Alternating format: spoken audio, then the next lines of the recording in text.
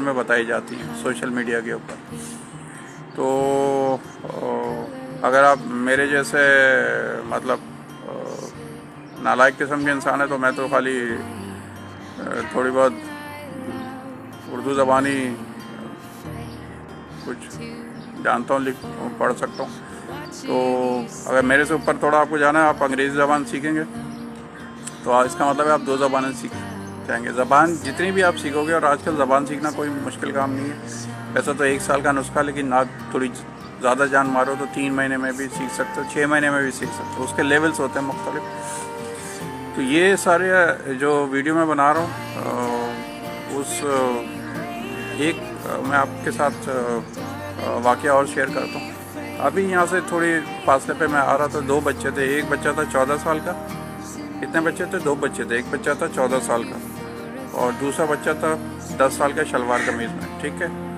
जो 14 साल का बच्चा था वो लैंड क्रूज़र में से उतरा। जो 10 साल का बच्चा था वो ऐसे ही कोई, वो जैसे बच्चे कुछ बेच रहे होते हैं, पापड़ बेच रहा था वो 10 साल का बच्चा।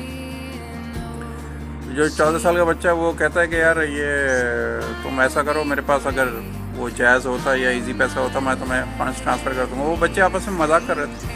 मतलब मजाक क्या, वो एक तफरी ले रहे थे। ज़ाहिर सी बात है, एक बच्चा है जो कि लैंड क्रूज़र में से उतरा है, दूसरा पैदल चल रहा है, पैर में चप्पल भी नहीं है।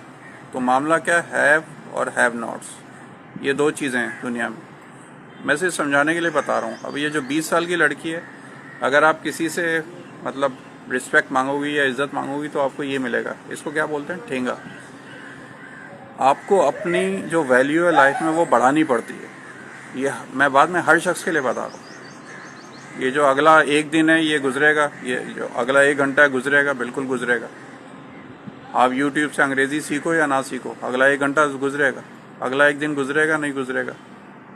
चाहे आप कोई चीज़ सीखो या ना सीखो, अगला 1 हफ्ता गुजरेगा नहीं बिल्कुल गुजरेगा, अगला 1 महीना गुजरेगा नहीं गुजरेगा, बिल्कुल गुजरेगा। चाहे आप कोई चीज़ सीखो या नहीं सीखो, सीखोगे तो आपकी वैल्यू ऊपर जाएगी।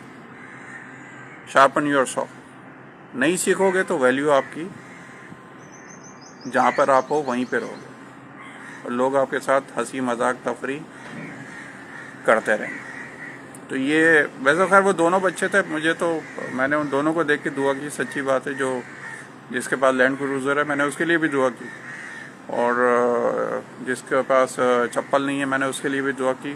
तो क्योंकि दोनों इंसान हैं, दोनों हमारे बच्चे हैं, पाकिस्तान के बच्चे हैं। लेकिन मैं आपको बता रहा हूँ कि what is life. Life is तल्ख, मतलब टी फॉर होता है